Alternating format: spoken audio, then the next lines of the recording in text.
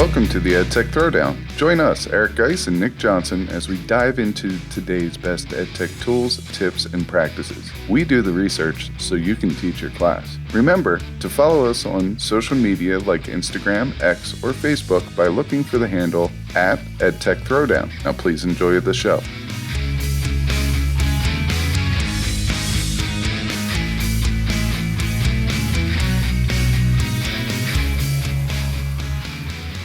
Welcome to the EdTech Throwdown. This is episode 179 called How Can Teachers Use Google Lens in the Classroom? In this episode, we'll talk about Google Lens, what it is, how to use it, and best of all, ways that it can support learning and make your teaching life easier. This is another episode you don't want to miss. Check it out.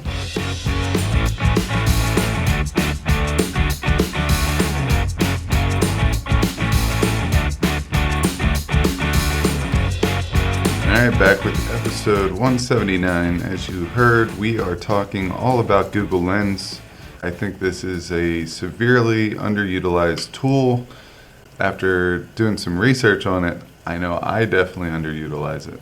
What about you? Same thing, man. I mean, the last time I even thought about Google Lens was a few years ago. What was I doing? I think my wife and I took a trip to Toronto.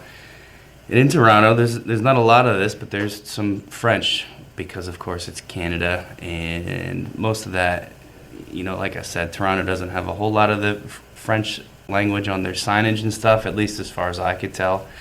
But we saw some. We were checking out some park along the lake, and there's like this little placard sign fully in French, and the kind of weirdo that likes to read those signs and figure out what I'm looking at and what's around. So I pulled up Google Lens and I scanned the sign, and it was translating the French on the sign directly into English.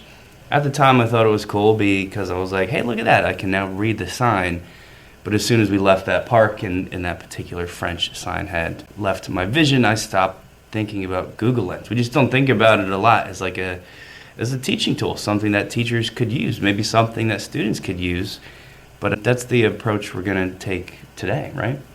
Yeah, I was same thing when I went over to Germany. There are some German signs, and when we were walking in Munich, there are a lot of old churches and things like that. Not old, experienced, historic, but not old churches. But, like you, I like to read up, especially when I'm in a place that I've never been before.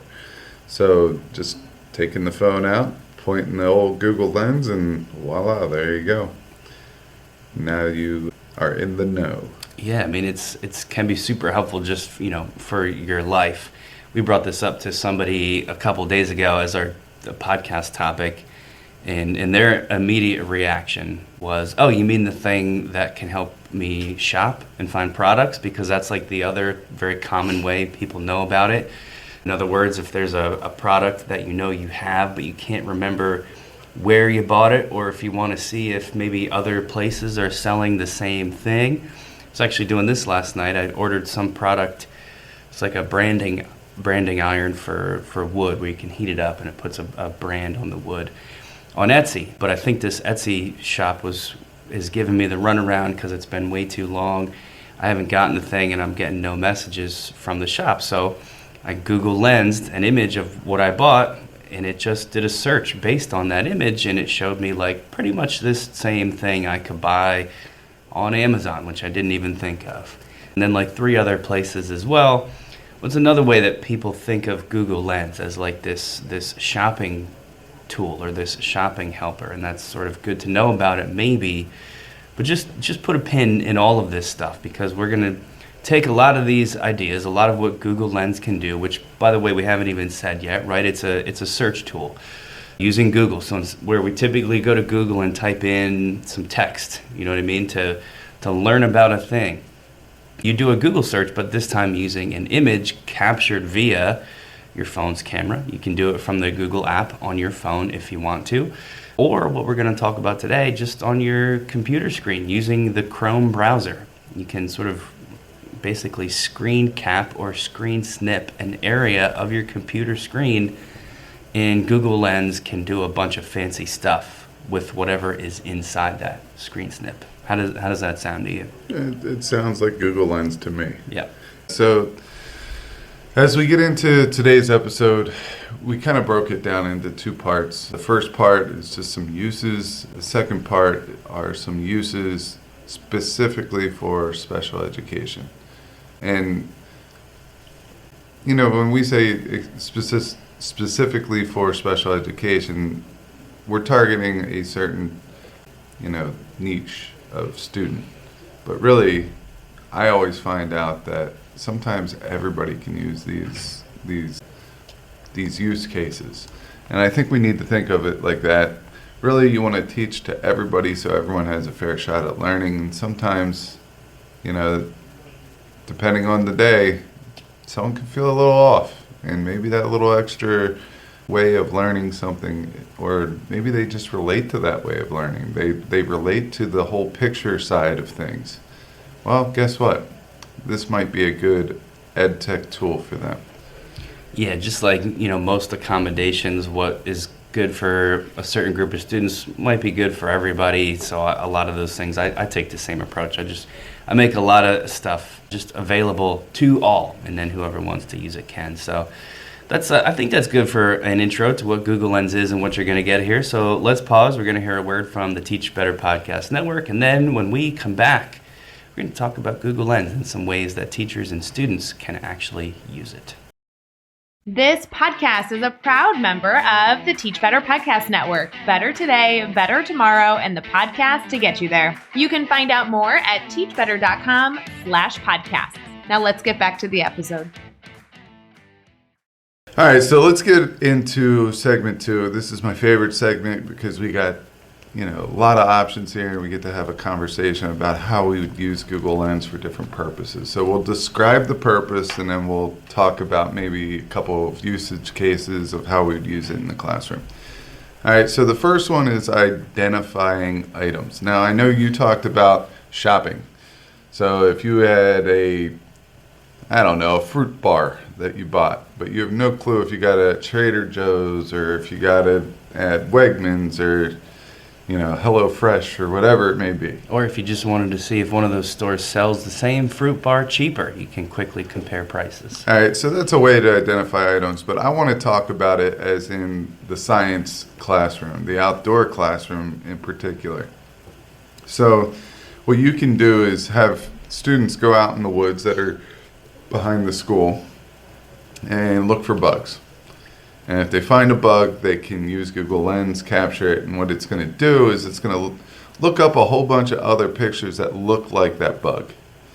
And then based on the students going through that, if the same bug's coming up over and over and over again, it will help them identify that bug. And this is kind of like iNaturalist and some of those other ones that you have to pay for after a 7-day trial.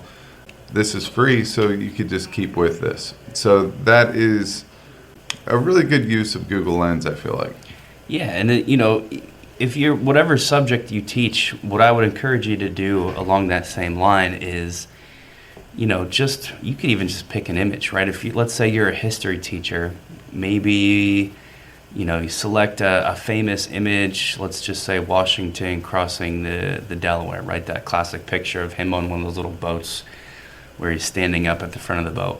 Try using Google Lens on that image. See what you get, just so you're aware of the types of things that your students are going to see when they do this. You might find that that's a pretty useful tool that you maybe want them to do in class. Maybe you print some of those images out, put them up around the room, and tell the kids just to go around, scan those images, and kind of see what they get, gather information. I don't really know where that's going to go, but you won't know till you try. And that's actually a good segue to the second one we're going to talk about, which is you can do this. You can use your Google Lens to capture an image of a math problem, and you can then get some help in solving that math problem when Google searches that question or graph or whatever it is.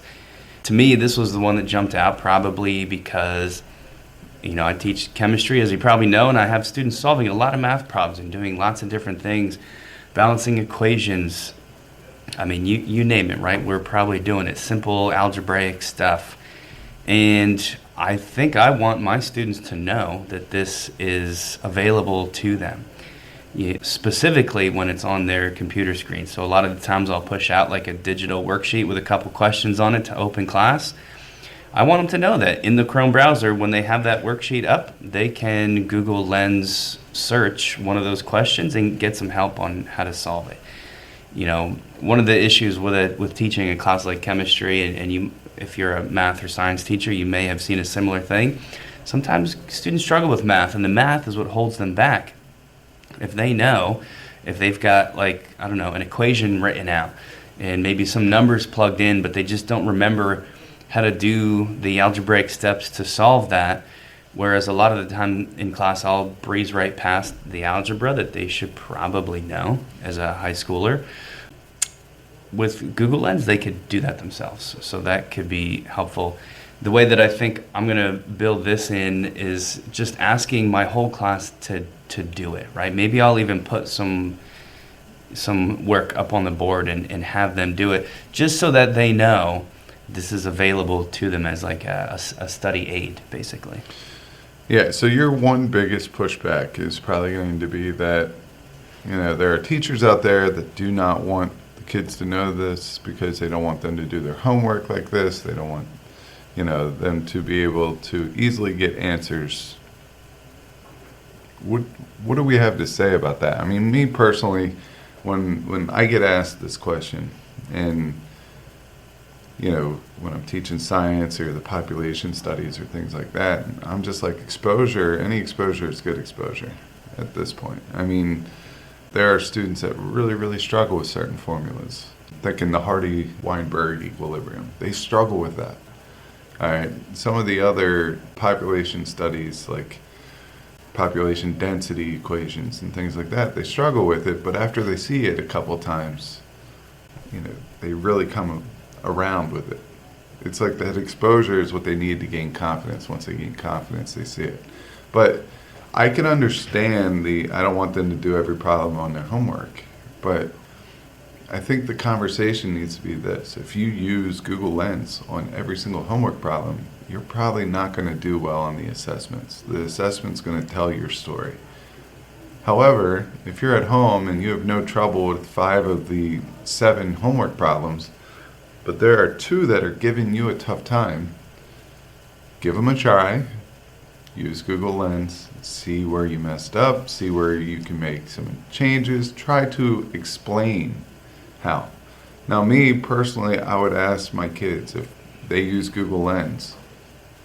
I want you to tell me for which problems, just circle the problems you use Google Lens on, why you use Google Lens, and what Google Lens taught you. It doesn't need to be paragraphs, just something small. If you write it down and you get that exposure to the problem, you write it down, you identify where you went wrong, I think all that helps in that process. Yeah, I mean, it's legit. Like, students are going to take advantage of this for sure. But guess what? They all are using online equation solvers anyway. This is not really giving them anything that they don't already use. It's just making it easier. And, what we always try to talk about when teachers bring this concern to us is cheating. The students have to know, and they have to hear you say that, yes, I am aware that there are equation solvers and that most of you use them to finish your homework. However, there will be times where you are accountable for those same steps on your own without the equation solver. So if you are using these equation solvers, and Google Lens is now one of those, to do the homework and just write down answers, then you will end up eventually doing very poorly in the end. I think when students know that you know, and when you phrase it this way, it helps them to treat it responsibly. At the very least, it's been made clear that when they're doing poorly on tests, this is likely a reason why. And they may never be honest with you about that, but they will at least know the reason why, so that, maybe one day when they grow up a little bit, they can reflect and say, yeah, I probably shouldn't have used Google Lens to do all of my homework because I learned nothing. But I think most kids, they want to do well, right? They want to do well, and if you treat it that way, at least it's more likely they're going to use it in an appropriate way. So that's it for solving math problems, essentially a little teaching assistant when you're not around to get some help. And we can just sort of keep piggybacking off of that idea too, right? Really any homework question, it doesn't have to be math. It can just be conceptual things. They can scan that question and essentially start a Google search via the Google Lens. So maybe we'll just lump all three of those first things on our list together as kind of the same thing, just depends on the setting. Yeah, I definitely think that, once again, this is a great tool. For example, if you go and there's a picture of the Battle of Gettysburg, all right, and the picture shows dates and things like that. If you hold that lens up there and it scans the Battle of Gettysburg, now all of a sudden there's a focused study on the Battle of Gettysburg. The resources that come up are, directly related to that topic. And then we can kind of get into a teaching moment with good research. How do you know that you're looking at a good site? Things like that. So you are saving time by narrowing down some of these Google searches in a hurry. But then you have to do like initial surface scraping as far as, is this a reliable source? Or I really like Google Lens just to use it as a introduction to the topic.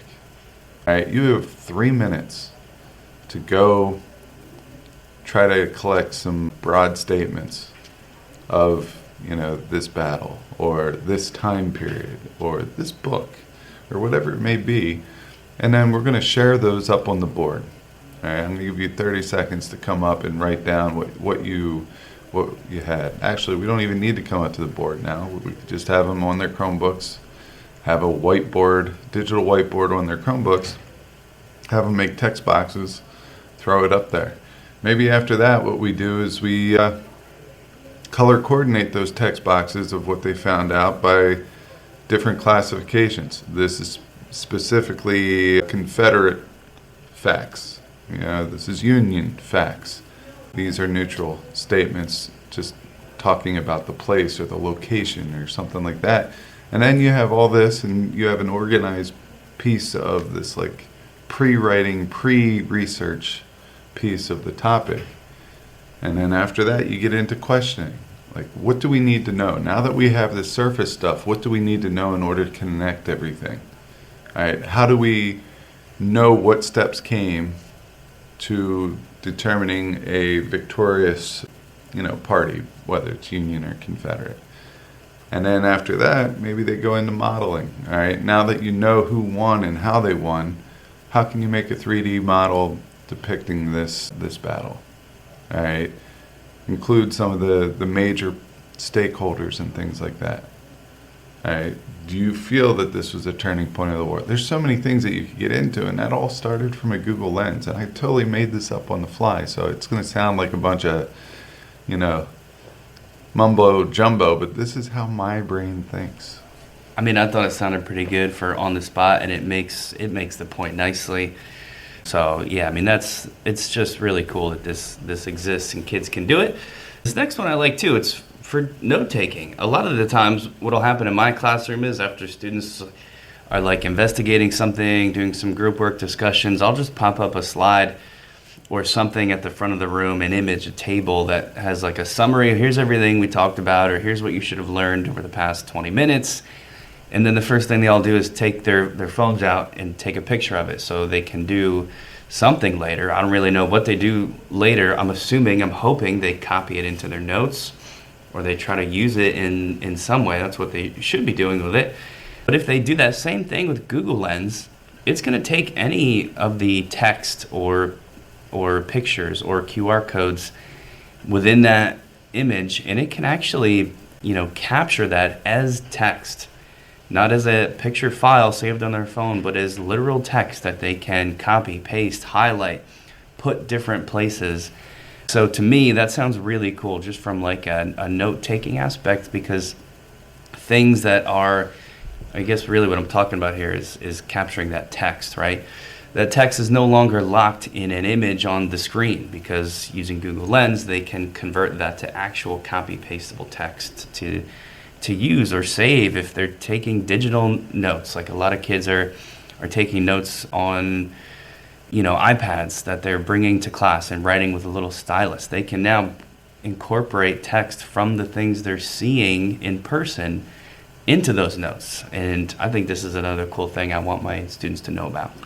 Have you ever gone to a PD and maybe you're presenting or you're, in the audience and you see everybody see something that they like in that professional development, and not the first thing that comes out is their camera, and Right. then they take a picture of it, and wherever it goes from there, it just goes. Yep. Well, now you use Google Lens, and you can do a little bit more with it, in my opinion. And that's a nice way of taking something away. Like, I have collections. I use my Notes app in my phone. So I'll use Google Lens to snap the picture, and then I'll throw it into my note collection and with a topic, so I can revisit it later. But yeah, note-taking is something that is extremely challenging for high school students. I notice that, most students, especially the last couple of years, they expect to have a note packet that the teacher hands out. Well, I think that's great and everything, but I also think that having students go through the note-taking process really sinks the information to memory. So maybe having them actively using certain tools to better enhance their notes, it might help that information stick. So I really, really enjoyed using Google Lens for taking notes. Let's get into the next one. I'll go over this one since it's kind of something that I didn't think about, and it's kind of in my area. So I am the media specialist at the high school, and part of my job is to get students to take out books and get interested in the books and things like that. And I will tell you that I am a big nonfiction reader. I'll just pick up a book from our shelf and I'll read a chapter and put it back. That's just kind of what I do. I've been trying to read a chapter a day. Any book, with nonfiction, you don't always have to go in order. My favorite books are things that have short collections. But when we get into the fiction piece, and that's what most students like to read, are the fictional pieces, I don't know a lot about them. When I choose books, I work with a lot of teachers, especially the ELA teachers, to lean on them to bring good books into our collections. And with Google Lens, you can just take a snapshot of the cover of the book, and it's going to give you a synopsis of that book, which is really cool. Because not only in the book selection process for students, because now they get to go and it's almost having their personal tour guide with them or their virtual librarian with them, but also when I go to fulfill the remaining amount of money in my budget, what I'll do is on the screen, I'll just use Google Lens over the book. It will give me the synopsis, and I think if it fits the interests of some of the kids that are reading these books, I think I would take it out. Like, I have this collection of kids that come and they get like 10 books a week, and they read like 4 of them, and then the next week they'll read 4. They'll bring back 8. They'll keep the 2, but they always like to have 10 books because they're not sure what they want to read when they want to read it. All right, so it doesn't matter. Responsible kids, but what I'm saying is, they know what they like, and what they like seems to be what this age group likes. So if they start giving me topics, like 10 years ago, vampires were in. So if I had that topic 10 years ago, I can go out, use the Google Lens for these books with vampires, and see if I can find something that is similar to something that they liked reading, and there you go. You have yourself a on-the-spot tour guide of every book. Let's do these last two together, because one, image searching we've kind of already talked about, but for me a lot of times this is like, I have a picture that is okay, but I need a better one, a different one. Let's say I want to show the students what a tetrahedral molecule looks like, but the picture of a tetrahedral molecule that I've got now, it stinks. I could use Google Lens to search the one I have now, and then with Google Image Search, it's going to show me others, so it might just be like a fast way to find something you need that is better. So, it's a pretty simple use, but maybe a very practical one that could be super helpful. I will tell you, I had to do this the other day. I was making an escape room for science for Charles Darwin, and the image was completely blurry. He has a lot of young images out there. He has a lot of old images, but that middle life period, there's really only a couple of decent images that aren't statues.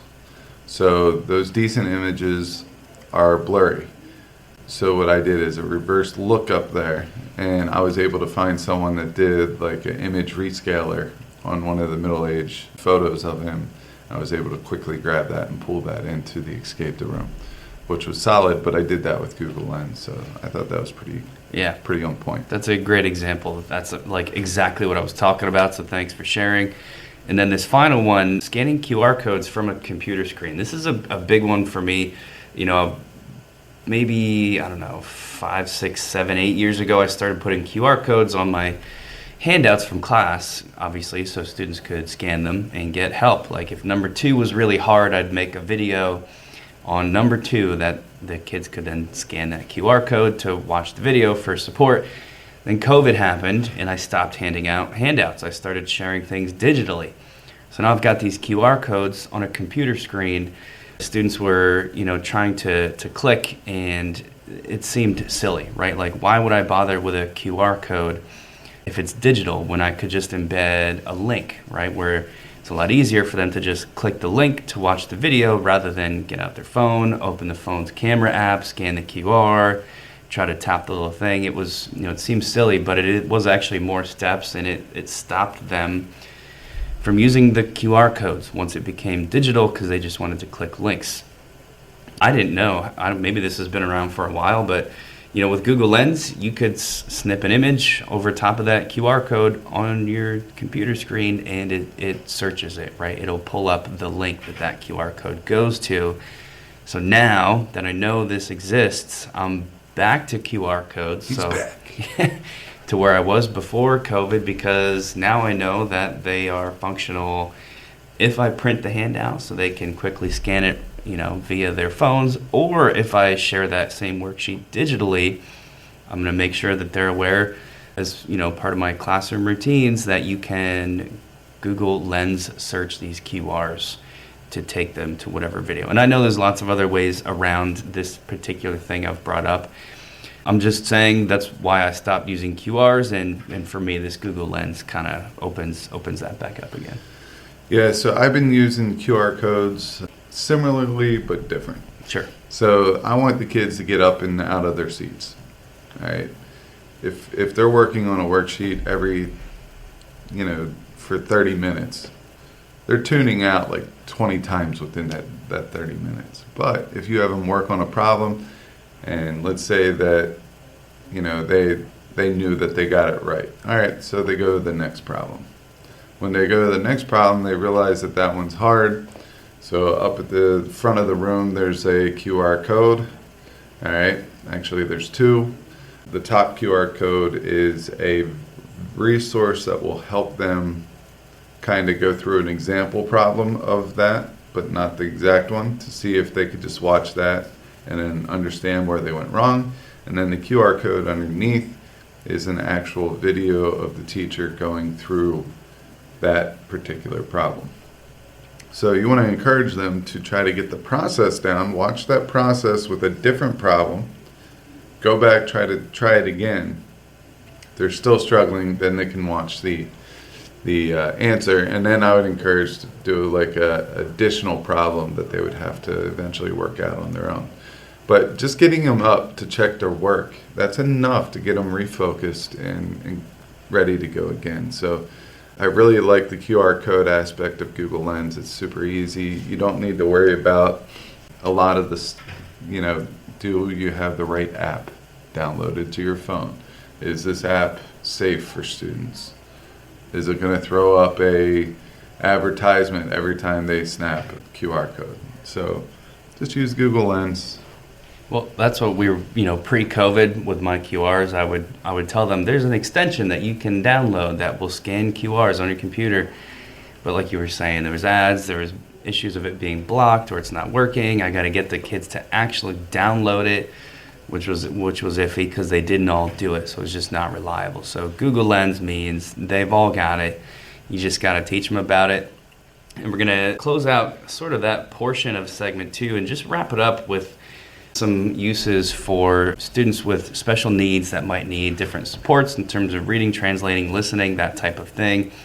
The function of this is a little more obvious, so maybe we can do these faster, I guess, because it's less teaching ideas and just instead, hey, did you know that this is available? For example, the first one as a reading support, because as we've said already, Google Lens can take some text that you capture in an image, right? If you use the Google Lens over this picture that has text, it's going to turn that image into actual clickable, highlightable, editable for real text. And that can be really helpful if you need to, have something done with that text for a student with a special need, like maybe dyslexia. When you want to copy paste that text into a special app that student uses to make it more readable, that wasn't possible when that text was in the image. But now that you've converted it to actual text, you can do that. I used this the other day as well. For my baseball team, I'm giving them scenarios to think about during the winter months, like base running scenarios. If you were playing third base and this happened, what would you do, and stuff like that. And I found this awesome image that had 10 of these scenarios on it. But because it was an image file, I couldn't grab the text. I didn't want to recreate the wheel. I wanted to use what was there because it was really, really good. All right. And so what I did is I snapped it with the Google Lens, and then I was able to hold my finger down on the text, and it copied and pasted the whole text into one of my notes. And then later on, I sent it to myself to make the next week's worksheet. So I love the fact that you're able to pull away the text from the image, and then you can work with that text. Sometimes the format can get a little wonky, but if you just, when you're ready to copy and paste it, you just copy it as text in no other format. I mean, it took me a couple extra seconds to put the spaces where I wanted these spaces between paragraphs. That's not a big deal. We already talked about the second one, which was translating. Nick in Canada, me in Germany. When you have a sign in a different language, just point the lens there. It gives you the translated language in real time. So you have that one as well. Listening to text or, text to speech, right? Sometimes students need to be able to highlight text and have it read aloud to them for help with listening skills, pronunciation of things. Again, if that text is in an image or sitting there on a piece of paper in real life, they can't use that. But Google Lens captures that image and makes it selectable text that they could then use in a text-to-speech, way to have that stuff read aloud to them. So just a simple, maybe not so obvious thing that the special ed teachers and students could be aware of as like, oh, this is available to you now too. And it's right in your Chrome browser. You don't have to download any extra stuff to do it, which in schools is always kind of a hassle. Yeah, I kind of jumped the gun on the earlier one, and I guess what I was really describing was text detection and OCR. Right. So I described that one when we were talking about the reading section, but really they go hand in hand together. Getting the OCR, being able to have whatever device you have recognize that there's text there and be able to read it to the students, that's a huge thing. Like if you have a super old PDF that wasn't actually converted to a PDF with text. In other words, you can't highlight the text in that PDF. That's another way to use what you're talking about. All right, the next one is language detection and translation. We kind of went over that one again. This is just showing you that you can identify the language as well. So if you don't know what language it is, and it will identify that, and then you can translate it to a new language. And the last one, which I didn't know that this was a big deal. Me Like neither. if you create a website and you have pictures on that website, there's something called alt text. So this is a big accessibility thing. I'm going to blame it on the fact that I just didn't know what alt text was. I understand why it's useful. So alt text is the text that is connected to that image. So when someone that has, Like a visual impairment. visual impairment, thank you, they're not able to see exactly what they're looking at, and sometimes they need the description behind it. So when you put an image on a website, that image will have alt text under it. So when someone with a visual impairment hovers over that, all right, their reader will say, oh, this is a picture of a chloroplast. So for me, if I had a diagram of a chloroplast on it, I would put diagram of a chloroplast when I go to upload that picture to a website. And about 10 years ago, at least in the Northeast, there were a lot of schools that were getting in trouble because they didn't have alt text behind their images. And I know that we had a former tech specialist that retired that was really big into that, and she really explained and drove home the point of why this is not necessary. I just didn't know what alt text was. Yeah, nobody does. It's like not a good name, right? You see it and you're like, alt text, I don't care. Like you may have spotted that sometimes in PowerPoint when you're copy pasting pictures around, you'll see it pop up in like a little bubble. There's people out there who need that. If you didn't know about it, it's probably because you don't need it. But if you're someone who does need it, it's very important. And Google Lens can capture the alt text of that image when you scan with it. So super, super cool. And I believe that was our final idea. So are we done here? Yeah, we're done here. I just want to remind you guys that last episode we released the EdTech Advent Calendar. It is posted and pinned to both the podcast socials on Twitter or X and Blue Sky. We did make the jump over the Blue Sky. Still very new in the Blue Sky realm, but you could follow me on Twitter at GeissGotTech, or on Blue Sky it's at Eric Geiss. I just changed it to my name because, believe it or not, my name was taken. Wow. I think it's because I probably set it up earlier and I forgot that I did it, but I don't, it is what it is. Happy to connect with anybody. I will say that, we're getting a lot of feedback, but for every 10 pieces of feedback or 20 pieces of feedback we get on the EdTech Advert Calendar, you do get your occasional, negative one, which they're like mean tweets that I enjoy reading. But I will say this. We do this because we enjoy it. All right, we enjoy investigating ed tech. It has nothing to do with what's the most popular thing out there. We throw information from the, unknown tools, the small tools. We've worked with ed tech founders on helping them develop their tools. We just enjoy it. And when our teachers ask us for a functionality within their classroom, if they're looking for something, we try to go find it. And then we try to find a couple different options so they could figure out which one's the best for them. And then we bring it to the podcast. So more than likely, most of these videos are something either we did a PD because we're paying for these tools in our school district and we did a PD on it and we thought it would be useful, or it's because we're looking for specific functionalities and we find a couple of really cool things that, might be entertaining. But we're having fun. You having fun? I'm having fun. Having a good time. Well said, my friend. And with that, let's close out officially episode 179. As always, thank you for listening.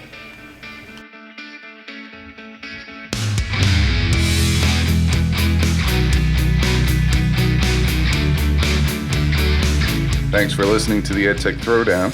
Do us a couple of favors. Subscribe to our podcast on any major podcast catcher such as Apple, Spotify, Amazon Podcasts, and Stitcher. Go over to YouTube, search the EdTech Throwdown, subscribe to the channel. You can connect with us on Twitter, Facebook, and Instagram. The show's handle is EdTech Throwdown. You can connect with Geiss at GeissGotTech, Nick at NickGotTech. You can write us an Apple Podcast review. You can tell your friends about www.edtechthrowdown.com.